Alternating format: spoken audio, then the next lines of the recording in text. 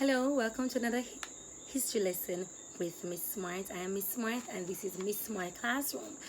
And today's quick lesson will be coming mostly from the Less You Forget. This is a very good book. If you're studying history, this is a very good book to have. There is many different editions to the Less You Forget. There's the Less You Forget the indigenous people and the European, Less You Forget movement towards emancipation, Less You Forget adjustment to emancipation, Less You Forget resistance and revolt, Less You Forget the US in the Caribbean, and I think there's two others. But if you are studying history, this is a book to get. And today we'll not be talking about Lest You Forget, but the book Lest You Forget, but we'll be talking about the US in Grenada. So if you are a student of history, you would have been introduced to the Grenadian Revolution in grade 9, and you would have learned about Eric Gary, and you've learned about Maurice Bishop, and you'd have learned about the New Jewel movement, and you should also know about all that had happened with the Grenadian Revolution and the United States invading Grenadian Revolution, and the name of that invasion is called Urgent Fury, and that is what we're talking about today. We'll be talking about the United States invasion into Grenada, the Urgent Fury operation, which is really a US-led operation that invaded Grenada. The three things I want you to focus on is what was happening in Grenada that triggered the interest and the need for the US to be involved. Why are the justification given for the US getting involved and invading Grenada, and also the effects and benefits of the US invasion into Grenada. As you study the Grenadian Revolution, especially for the CXC exam, think of it along that line. Now, I'm hoping that you did history in grade 9, and I'm hoping that you remember your history lesson, and so you remember that Maurice Bishop and the New Jewel movement in a coup overthrew and took over the government of Grenada from Eric Gary. And Eric Gary was a US supporter, and he was supported by the United States, and he was somewhat a puppet government controlled by the United States. And however, the people didn't like him. He was a dictator. He engaged in a lot of things like Bloody Sunday and Bloody Monday, and there was a need for him to go, and he was overthrown by the New Jewel movement on the leadership of Maurice Bishop. Now, Maurice Bishop is a communist type of leader, and he didn't have any elections in Grenada in the entire time he was in power, and he came in power in 1979, and there was no election. Instead, it was a military run operation. He ran Grenada with military powers, and he judged and executed and eradicated any supporters of pretty much Eric Gary and anybody that opposed him. And the people loved him at one point in time because he was building schools and building roads and, taking back some things. But they also didn't like the fact that he was in total control. And of course, the United States didn't like that, because if you know anything about the United States, is that they want to protect democracy. And they believe that democracy is the only type of government that should be in the Caribbean and anywhere near them. And they were against communism and wanted to keep communism out of the Caribbean. And here come Maurice Bishop joining allegiance and links with the Soviet Union and with Cuba and other communist-related countries at that time. You know that is going to get the US attention, and they are going to want to be like, no, what's happening here? So Maurice Bishop began establishing ties with the Soviet Union, and the People's Revolutionary Party started developing a relationship with Cuba. And if you know anything about Cuba, you know that Cuba is also a communist country, and they were helping Maurice Bishop to build airports and to just get their life together. The United States did not like this. But this is not the real reason that they step in. what happened was that in October 1983, one of Maurice Bishop's colleagues turned against him. They didn't think that he was communist enough, strict enough, and he was too relaxed with the communist ideas, and they wanted him to be more radical. So they put him under house arrest, and eventually they executed him. And then the military government took over and took in charge and imposed martial law. And you know that when they impose martial law, that means the military are on things. And so there became a lot of unrest after the execution of Maurice Bishop, and fear rose in the people in Grenada. Not only in the people in Grenada, but fear rose among the Commonwealth countries of the British Caribbean, Caribbean countries such as Jamaica. And so at that time, Seaga was in charge, Edward Seaga, and the leaders of the Commonwealth asked the United States to get involved, to help to stabilize Grenada, and to help to defuse the situation that was going on. And of course, the United States was very happy, because this was a way for them to have an excuse to come in and invade Grenada. So far we know what was happening in Grenada. There was political unrest. There was communism. Maurice Bishop was overthrown and executed. The military was running things, and people were scared.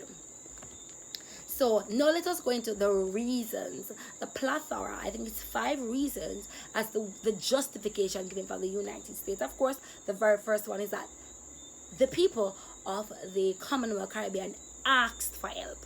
They asked the United States to intervene and to somewhat put a rest on what is going on.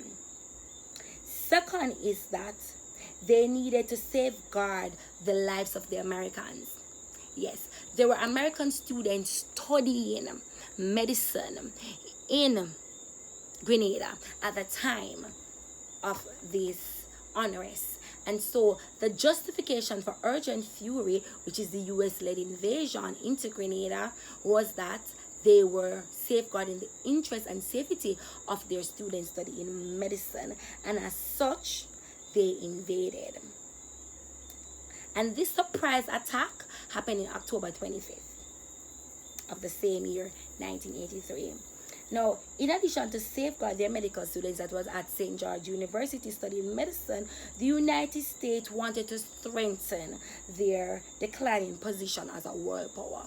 Remember, if you remember, I'm sure you did, the ideologies of the United States, and you know about the Monroe Doctrine, you know about the big stick policy, and you know about the Manifest Destiny. And those 3 policies are being employed right now at that moment in the Urgent Fury in Grenadian Revolution. All those 3 policies, Monroe Doctrine, big stick policy, and Manifest Destiny. The principles of these doctrine of these ideologies guided them invading Grenada. And so they wanted to safeguard themselves as a world power, because at this time the United States is young, and they're showing that they are powerful and that they're strong, and they're building their empire. And by going in and using their military efforts and weapons to do what they're doing, they're safeguarding their position as a military power. Now, another thing is that they claim that they were trying to restore political stability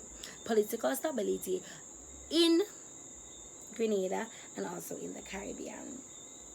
Americans wanted to prevent the establishment of yet another communist regime. They wanted to eradicate communism. They wanted to get rid of the communists and the communist ties. And that was, for me, the main reason. It is one of the justification given for why they invaded. They didn't want any the spread of communism. And for this reason, they invaded. And their troops came in. And the few Grenadian troops and the few Cubans that were there were no match to them, because this was a surprise attack. They were no match to them. A lot of life was lost, and the airport was destroyed when they invaded. So we know the reasons. The reasons for the America invading Grenada was they were asked to by Commonwealth leaders in the Caribbean.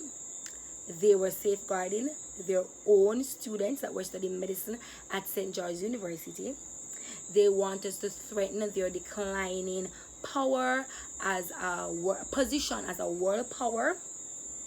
They wanted to stabilize the social instability, and they wanted to eradicate communism from within the region. They didn't want any establishment of communism in the region. Now, what was the effect? The effect is that lives were lost. The American army came in and took over, and for the first time since 1978, when Maurice Bishop came in, they actually had an election, and the American troops went in and they helped to stabilize and protect the Grenadian people, and they helped to rebuild the airport that was destroyed, and they gave compensation and money to rebuild the airport that was destroyed, and the airport was able to be opened. They, as I said before, they fixed the election issue, and they developed naval base. They helped to boost local economy, and they invested in the development of the country and of the government and of the economy. And that's basically what was happening in Grenada that brought the United States attention and what led to political instability. Those are the justification for the United States invading Grenada, and also some of the effects and consequences. Most of my information came from the Lest You Forget a Study and Revision Guide for CXC Caribbean History, the United States in the Caribbean, as well as other internet sources and my own interpretation. I do hope that this will help to guide how you study. Do not just only take what I said here, but also read up on your own. But now you have an idea of what to study for, what to try and focus on, that you are not feeling bombarded by all the information out there. God bless you. You are blessed. All the best on your exam. And as per usual, whenever you're writing an essay for CXC, if you're preparing for your exam, we ask for seven paragraph. If you can only do 5, ensure that it's 5 rich paragraph. Your introductory paragraph, your concluding paragraph, and 3 to 5 body paragraph. In this case, you would elaborate on the United States in the Caribbean. Just give a little brief feedback or introduction on the United States in the Caribbean. Then you talk about what was happening in Grenada to trigger the interest of the United States. Then you give the reasons why the United States was invaded Grenada, and that in itself can be 2 paragraphs. Then you talk about the effects and consequences and benefits of the United States in the Caribbean, which in itself can be 1 to 2 paragraphs. And there you have your 5 to 7 paragraph. Aim for 7, but if you can't build 5 good paragraphs where you give the facts, you interpret it, you interact with the fact.